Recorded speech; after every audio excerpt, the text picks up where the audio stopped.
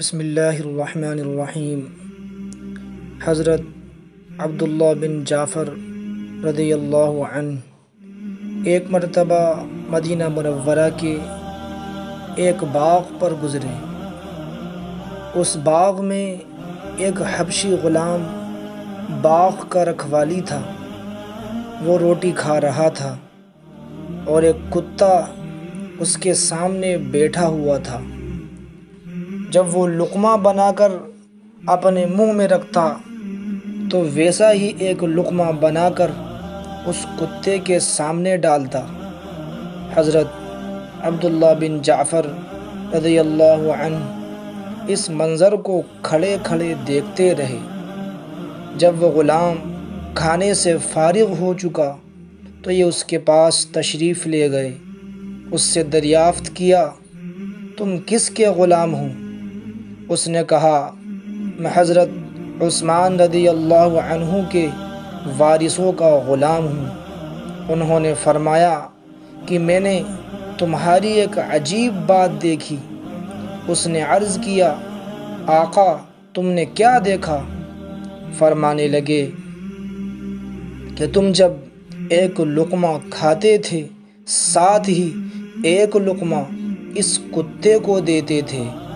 اس نے عرض کیا کہ یہ کتا کئی سال سے میرا ساتھی ہے، اس لیے ضروری ہے کہ میں کھانے میں بھی اس کو اپنا ساتھی رکھوں۔ انہوں نے فرمایا کہ اس کتے کے لیے تو اس سے کم درجے کی چیز بھی بہت کافی تھی۔ غلام نے عرض کیا کہ مجھے اللہ جل شانہ سے اس کی غیرت آتی ہے کہ میں کھاتا رہوں اور ایک جاندار آنکھ مجھے دیکھتی رہے۔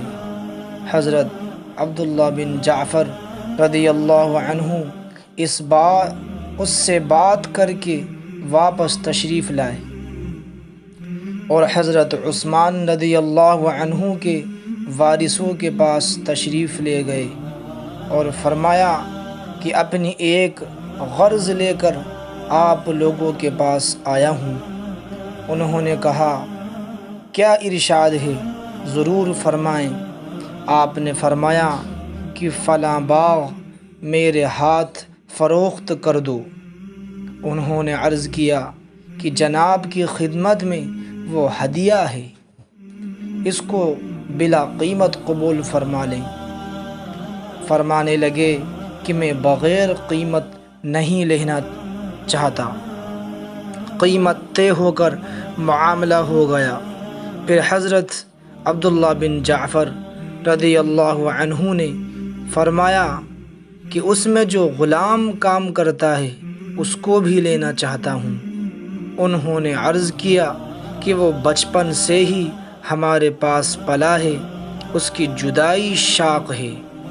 مگر حضرت عبداللہ بن جعفر رضی اللہ عنہ کے اصرار پر انہوں نے اس کو بھی ان کے ہاتھ فروخت کر دیا۔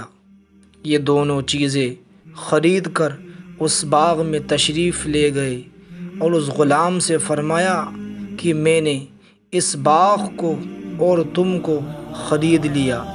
غلام نے عرض کیا کہ اللہ تعالی شانہ آپ کو یہ خریداری مبارک فرمائیں اور برکت عطا فرمائیں۔ البتہ مجھے اپنے آقاؤں سے جدائی کا رنج ہوا کہ انہوں نے بچپن سے مجھ کو پالا تھا۔ حضرت عبداللہ بن جعفر رضی اللہ عنہ نے فرمایا کہ میں تم کو آزاد کرتا ہوں اور یہ باغ تمہاری نظر ہے۔ اس غلام نے عرض کیا کہ پھر آپ گواہ رہیں کہ یہ باغ میں نے حضرت عثمان رضی اللہ عنہ کے وارثوں پر وقف کر دیا۔ حضرت عبداللہ بن جعفر رضی اللہ عنہ فرماتے ہیں کہ مجھے اس کی اس بات پر اور بھی تعجب ہوا اور اس کو برکت کی دعائیں دے کر واپس آ گیا۔ یہ تو مسلمانوں کے اسلاف کے غلاموں کے کارنامے تھے۔ اللہ تعالی ہمیں بھی اس جذبے کے ساتھ رہنے کی توفیق عطا فرمائے۔